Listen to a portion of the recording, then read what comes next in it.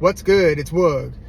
Alexander Usyk just defeated Tyson Fury for the second time. This time, it was via unanimous decision, and each of the three scorecards read 116 to 112. That's 8 rounds to 4, which is actually the same as I had it for this fight. I thought that this fight and this win for Usyk was clearer than it was in the first fight, even if the first fight featured a more dramatic moment for Alexander Usyk. I thought that this was a really good fight. I thought that their first fight was a great fight. This fight was a very good technical, and I mean, they both had to really dog it out. This was a really, really good fight. I still think that their first fight was 2024's fight of the year. But I do think that the judges got it right. And it was so clear. Again, these look, there were a lot of competitive rounds, and we're gonna get into that. But once I heard all three judges have it, and then I heard the score, I thought, yeah, this absolutely has to be Alexander Usyk. If these were 116 to 112 scorecards for Tyson Fury, that would have been a robbery. No questions asked. You know how we kind of get on the margins, like what's a robbery, what's not a robbery. If these three judges had it 116, 112 for Tyson Fury, that would have been a robbery. So as soon as I heard 116, 112, I'm thinking, unless this is like a landmark robbery, Alexander Usyk won this fight. Now, I actually picked Tyson Fury to win it. I thought that he was going to win a very close decision. And I did have Fury winning 2 of the first 3 rounds. And, quite frankly, there was one other round, like it was either the 5th or the 6th, but Usyk, I thought, won the 3rd and the 4th. And I think it was the 5th that I also think Usyk won. Then I think Fury won the 6th. But when Fury won the round, and I feel like I'm almost trained to feel this way. Like when Fury would win a round, I would, for some reason, I think that I place too much of an emphasis of that particular round and what it means for the overall fight. Because it seems like when Fury starts rolling downhill and starts imposing himself on Usyk like he did in different moments of this fight, maybe it's just because of how much bigger Tyson Fury looked than Usyk. It just looked like, hey, at any moment this could go really, really bad for Usyk, to where like halfway into the fight, or it might have been through like 6 rounds or maybe through 5 rounds, it showed the live betting, and the live betting swung. Remember, coming into this fight, Alexander Usyk was a slight betting favorite, but through like 5 rounds or 6 rounds, they showed the live betting again, and it showed Tyson Fury like at a minus 230. And I was thinking right then and there, and I've thought this for some time since they started introducing the live betting. You want to talk about where the best opportunities are for gamblers? The best opportunity is when a fight is in progress and something happens to swing the public opinion, sometimes irrationally and disproportionately, to where you look at the live betting and it's like, damn, all of a sudden everybody, it just totally swung this way because this fighter had this moment. All of a sudden everybody just shifts to thinking that the other person wins. Again, all of a sudden we got Tyson Fury at a minus 230. So for anybody who thought that this was like run-of-the-mill, like, of course Usyk was going to win this via decision, don't forget what the live odds look like. Because look, if you knew better, then that's the time to get in and bet. Now, I was like watching the fight and I was occupied. And again, I picked Fury to win the fight. But when I saw the live betting swing towards Tyson Fury like halfway into the fight, where he's a substantial favorite, I'm thinking, yo, the public just overreacted, and that's where bettors should be making their money, on the public overreaction. That's when you say, I'm going to go ahead and put some money on Alexander Usyk, because the public is just getting carried away with what happened in the last round. You know what I mean?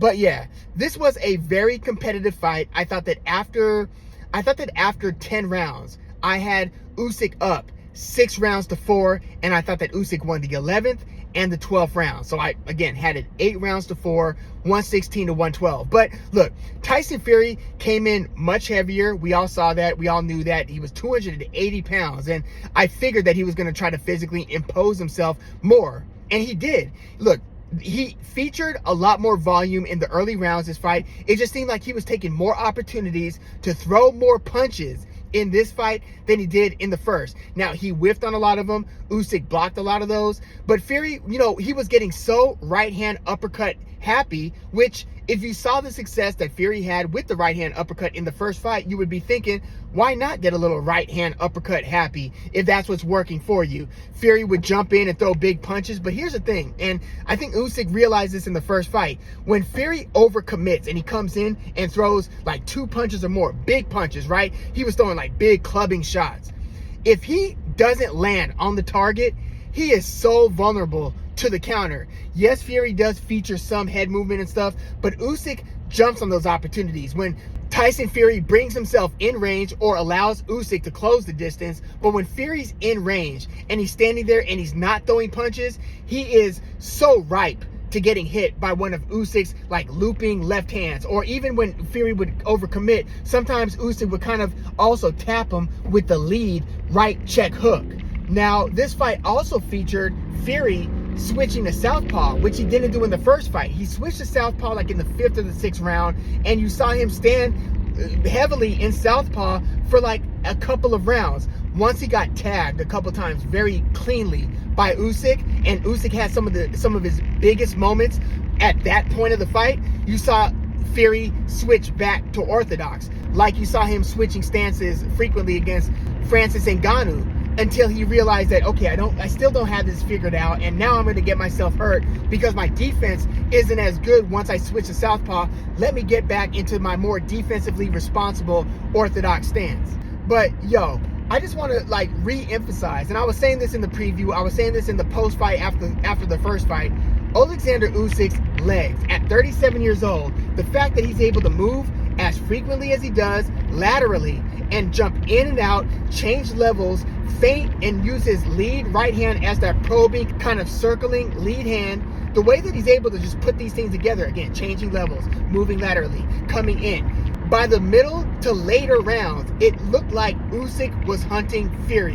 Whereas, again, in the early rounds, Fury looked like he was imposing himself more, and it looked like Fury was on the hunt for Usyk. That switch, and I don't think that Fury ever regained and reestablished that kind of control.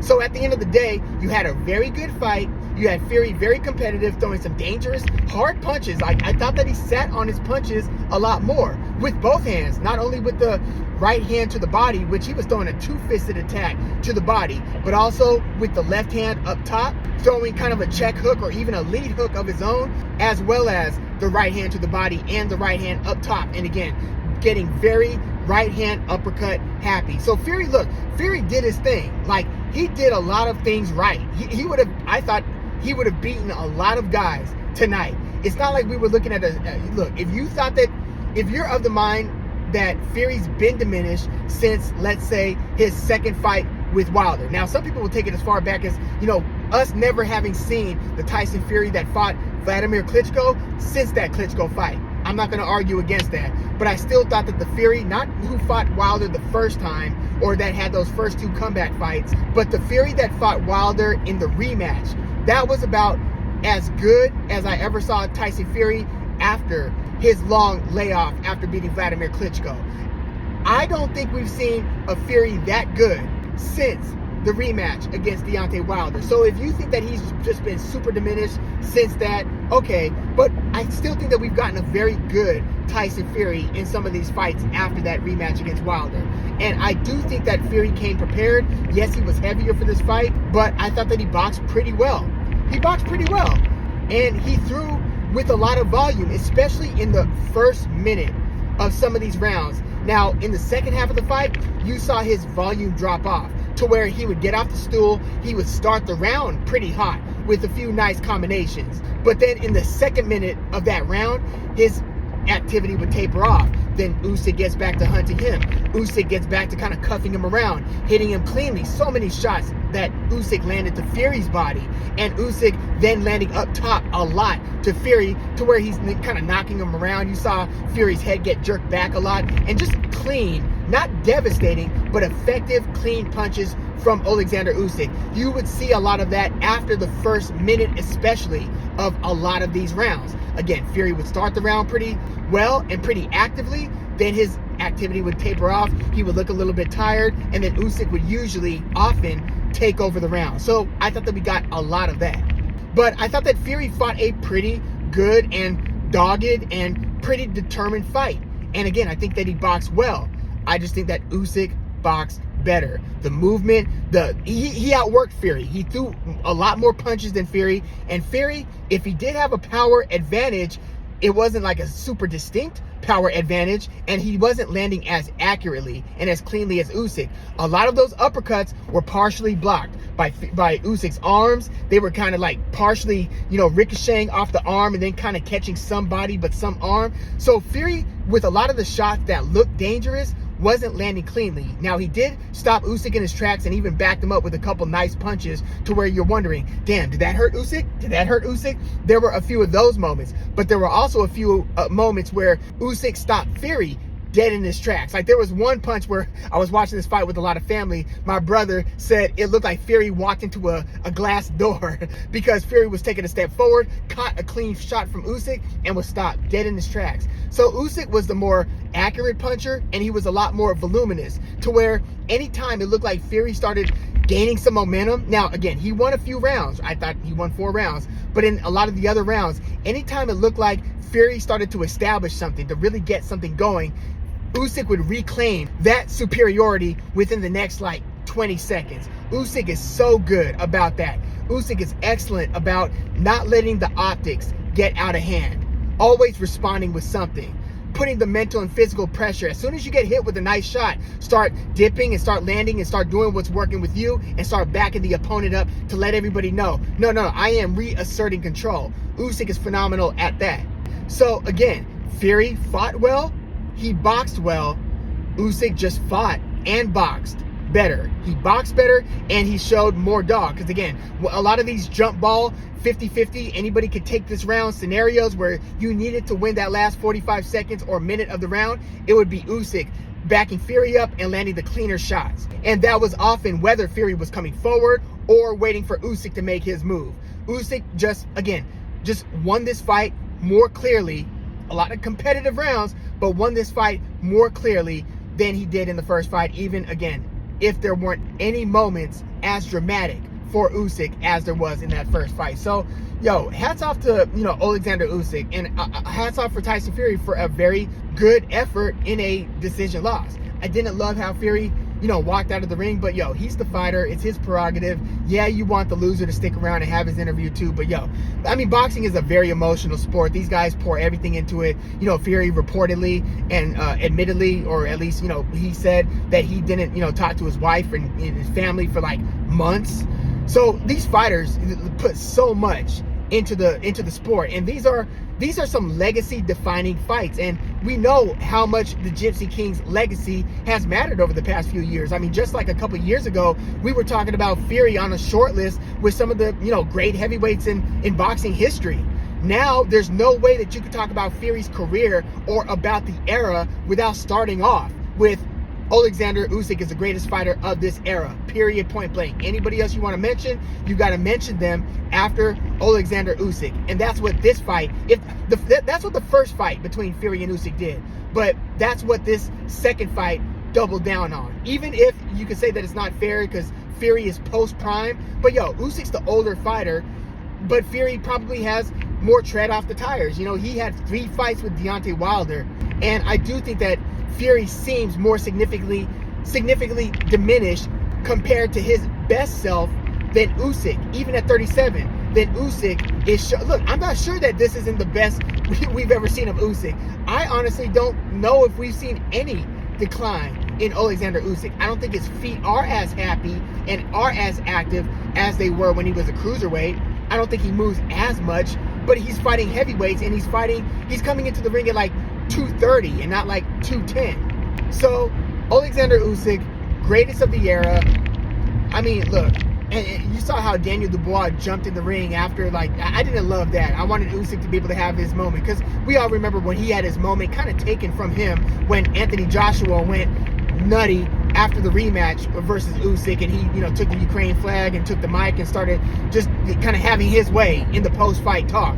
I didn't like that Daniel Dubois came in, I want you, even if that's what they're trying to build towards. First of all, Daniel Dubois has to handle business against Joseph Parker, so I'm sure he's focused on that.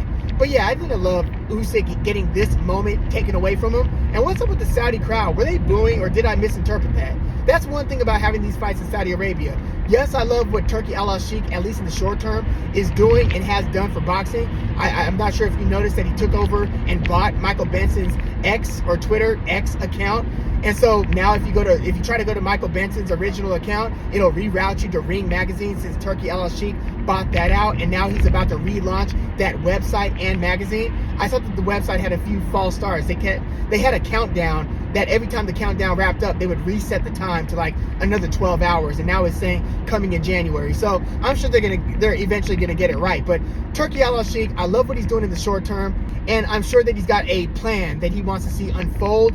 But yo, let Usyk have his moment. Even if this is not the guy who much of the boxing public or the money behind boxing wants to see win all these fights, Usyk just did what he did. And if you want to talk about Usyk's legacy, you've got to mention him when you're talking about the greatest pound for pound, fighters of all time. He is on whatever list there is. He's got to be.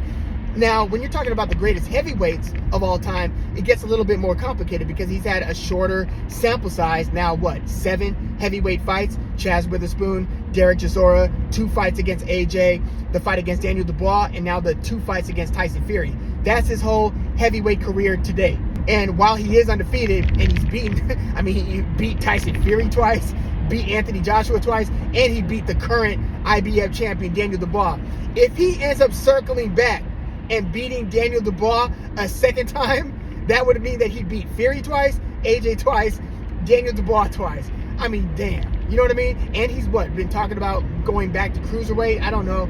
Like, don't do that. I don't want to look. I know Roy Jones, for instance, before he got knocked out by Tarver, he said that his goal was to become do something that nobody since or nobody attempted since, was it Bob Fitzsimmons, going back down and reclaiming a championship or something like that. But I would advise Usyk, which, who the hell am I? I'm not Usyk, and it's Usyk who's become a 2-time, 2-division undisputed champion. So far be it for me to give Usyk any advice. But I'm just saying, legacy-wise, from the outside looking in, your resume is looking golden right now. If you go back to cruiserweight and get, beaten or even stopped by, say, Jai Opetaia, well, then your career it just looks a little bit different. Even if you did everything that you did all the same stuff that you did up to that point.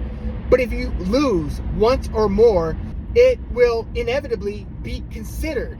And I don't know if Usyk cares about any of that, but one of the reasons why Terrence Crawford's career is looking so golden and Floyd Mayweather's career is what it is in terms of the historical perspective is because of that O. And no, I don't like it when people use the O as a reason to dodge important fights, but Usyk has had that O and has kept that O while chasing the biggest and most dangerous fights. I remember watching Usyk as a cruiserweight and having these conversations with my dad, he's looking great against Tony Bellew, against Murat Gassiev, Maris Briedis, Michael Hunter, but can he beat Anthony? That was the name that we were bringing up. Can he go up and beat Anthony Joshua? Now, this is when Fury, around the time he had beaten Vladimir Klitschko, and then when he went into exile for multiple years. So the top dogs at the time were Anthony Joshua and Deontay Wilder, right, in that interim. And we were discussing, can Usyk go up and beat an Anthony Joshua? And we both said, probably not. And for anybody who thinks that sounds bogus or stupid or crazy, keep in mind, going into AJ versus, because we got that fight years down the road, right? Alexander Usyk was like a 3-1 underdog against Anthony Joshua, something like a plus 250 to plus 300 against AJ in the first fight. So for anybody who's trying to apply revisionist history, most of the experts and most of the boxing channels and boxing media, most people thought that Alexander's a great, cruiserweight, but a great heavyweight beats a great big guy beats a great little guy. That was the logic, and most people thought Anthony Joshua, for as great as Alexander Usyk proved to be, that Anthony Joshua would win that fight. And a lot of people took AJ by stoppage going into that first fight. And then we got what we got, not only in the first fight, but in 2 fights against Anthony Joshua. So, rarely do we see somebody have a great esteemed career and then actually kick it into a higher gear and exceed what anybody thought they were capable of doing, and then just holding that. So yeah, Usyk went up and not only knocked off Anthony Joshua twice, but now he's the guy who topples the Gypsy King, not once, but twice. Unbelievable career for Alexander Usyk. So yeah, it was quiet in and around the ring after that Usyk versus Fury 2 fight, to where there just wasn't a lot left to say, because this was the determinant to really just confirm who the man of this era is. And Usyk reestablished that. So it's like, what more can you say? Can he fight Daniel Dubois a second time? If he wants to. Can he go back to cruiserweight and challenge Jai Opetaia? If he wants to. But if he was to walk away from the sport today, he has got an outstanding, incredible first ballot Hall of Fame. But more than that, you are on the short list when people are talking about some of the best pound for pound fighters to ever live. You are in that discussion. You might want to consider that, and maybe if you've got it within you to walk away from the game. If you can't walk away, you can't walk away. But if you can walk away, you might really want to consider that. But yeah, just another outstanding performance, another level up performance by an all-time great, Alexander Usyk.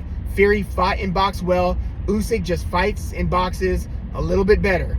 Usyk is a lot smaller than Tyson Fury, but here's the thing. Tyson Fury, and I was starting to get to this a little bit earlier, if Tyson Fury had the power advantage, it wasn't by too much in terms of effectiveness. Like, I don't think that Fury landing a shot on Usyk was that much more effective than Usyk landing a clean shot on Tyson Fury. I can't say that punch for punch, Tyson Fury's shots had an outsized impact on Usyk compared to the impact that Usyk's shots per punch had on Tyson Fury. So yeah, he might have been a lot bigger than Usyk, but punch for punch, he wasn't that much more, if at all, a more effective puncher per punch. Usyk's the man. That's really just all there is to it. But yeah, let me know your thoughts about this fight. Where do you want to see things kind of go from here? Do you want to see Fury, or do you want to see Usyk run it back with Daniel Dubois? Granted, this does very much seem to be a different Daniel Dubois than what we got pretty much up until the Jarrell Big Baby Miller fight, right? Because that was kind of the first major turning point reputation-wise for Daniel Dubois. But, I mean, do you want to see Usyk run it back with him? Do you want to see him go back down to cruiserweight? Do you want to see him fight any other main contender? Like, I'm just thinking, why? What else is there that is a very attractive? I mean, there probably are other heavyweights that could give Usyk a very good fight. Like, I think Martin Bakoli might be a tough matchup for Alexander Usyk. I think you might have some heavyweights who could give issues to Alexander Usyk. But it's like, why even do it? Why even do it? It's just going to be another notch on your belt. It's just going to make an already all-time career just a little bit better. Just a little bit better, right? So yeah, let me know your thoughts about what you want to see next. And what's next for Fury? Like, what can he get up for after this? Will he really just kind of continue to just roll on and fight the next guy? Maybe they make, now that he's on a losing streak and Anthony Joshua just got knocked out, maybe losers bracket, Tyson Fury versus Anthony Joshua is now the time to run that, because it's always going to be a big fight. It's only a fraction of as important and monumental a fight as it would have been when they were both on an upward or just a very high trajectory. It's not the same fight, but it's still a big fight. What's next for Tyson Fury, who I'd imagine is absolutely crushed after this back-to-back loss against the middleweight. He lost to him twice now. What do you think about all this? Let me know your thoughts, please, in the comments. Like the video, subscribe to the channel if you are into the fight talk. I'm Woog. Thanks for tuning in.